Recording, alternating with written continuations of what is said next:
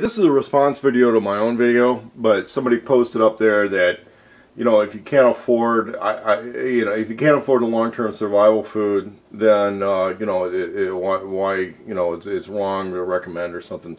Listen, Walmart takes food stamps, okay, and if you are low income, you're probably eligible for the food stamps. If you shop the big box stores like Winco or something like that, they take the food stamps, which means if you live on cheap food for a little while, you can afford to take, you know, 30–40% of your food budget, put it into the long-term freeze-dried stuff, which really isn't much more expensive than regular serving stuff.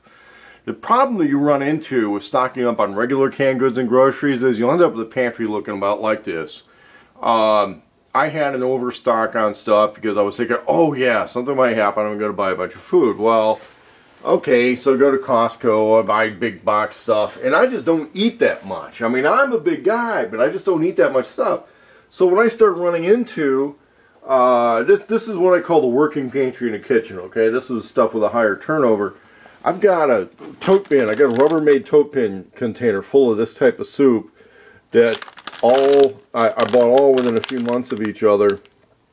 December 16, 2012. Yeah, it's still good now, but that's not a long, that investment I made was not a long-term investment. It's an investment that I have to repeat all the time.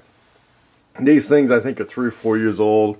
I just, you know, when's the last time I need a whole damn can of corn like that? I've been looking for an excuse to cook that into something, but it's like, I can't eat all that. And, you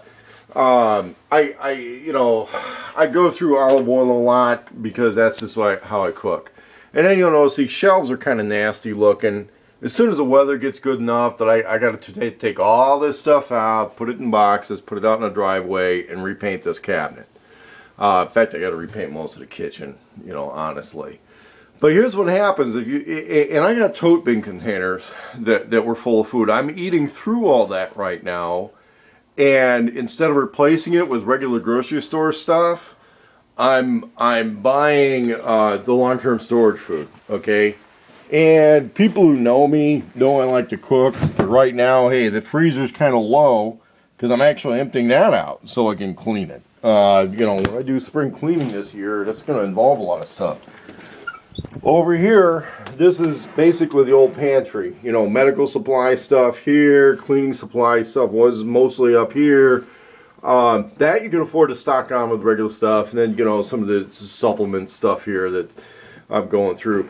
This stuff a lot of times doesn't have the storage life you think it does, but it is kind of neat to have in the early stages of a survival situation.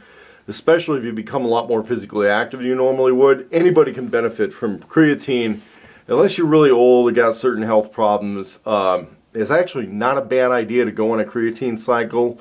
If you suddenly go into like hard physical labor, you're doing a lot.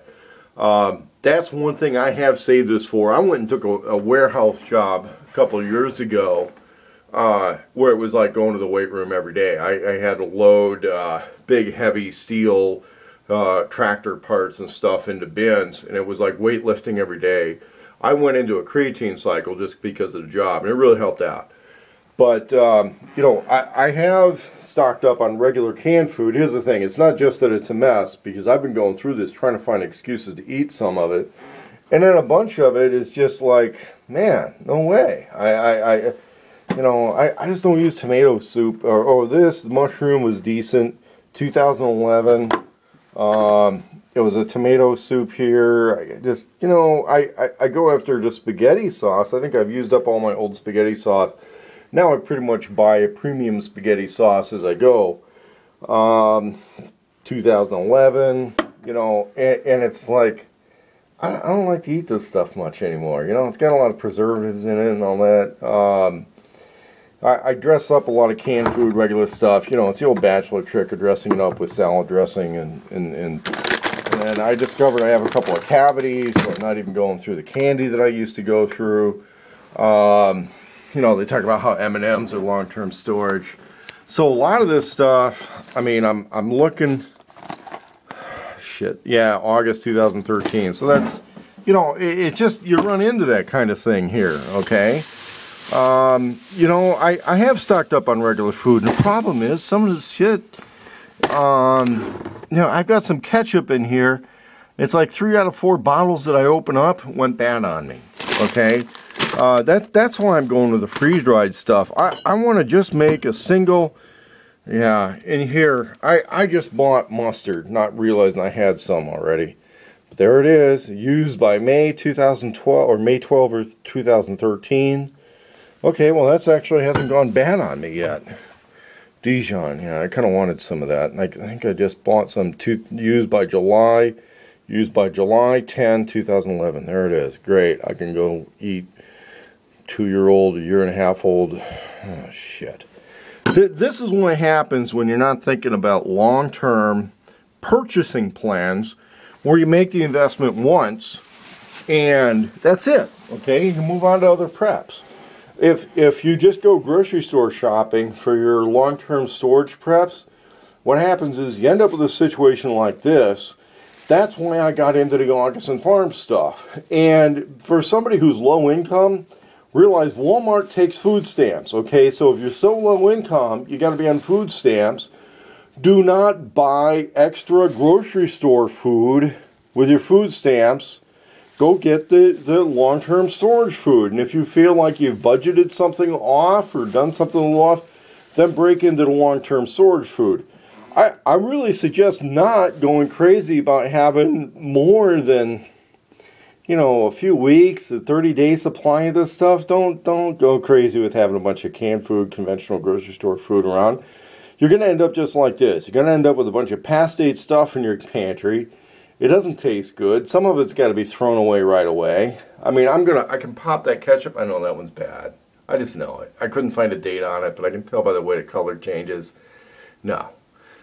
Okay, you're better off kind of drawing down your stock of conventional grocery store stuff and having that long-term storage stuff. And then if you're really short, break into it, test it, do a few recipes with it.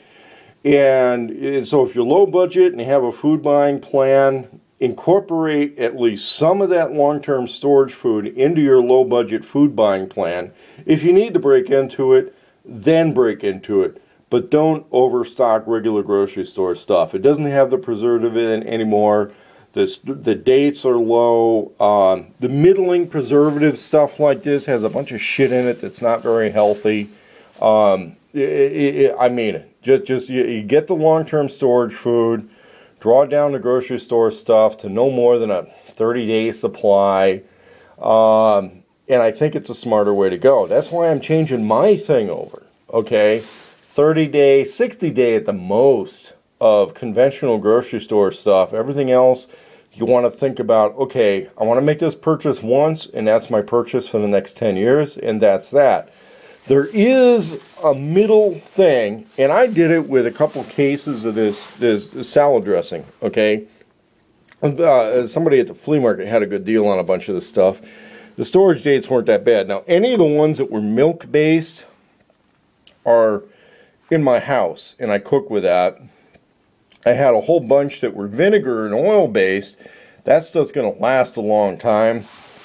Vinegar and oil-based stuff can go for years. That's actually stored out at my little, at one of my locations with my long-term food. And as far as bugging out, traveling food, whole different matter, okay. But when I get to a long-term place, you know, conventional grocery stuff that's all past date it's not even good trade goods, really. I mean, you want to stock up on the long-term storage food. And if you're on food stamps, if you're on a budget, go to the food bank if you have to. You keep that long-term storage stuff a separate issue. And remember, Walmart they'll take food stamps on it, okay? And if you're low income and you're eligible for that stuff, but you want to have a lot of right-wing pride over the fact that you're paying. I know people that work full-time, they make minimum wage, and they still pay high income tax. Most Walmart employees are in that. People who work at Sears, Most of those people are low wage and they pay high income tax and they're eligible for food stamps.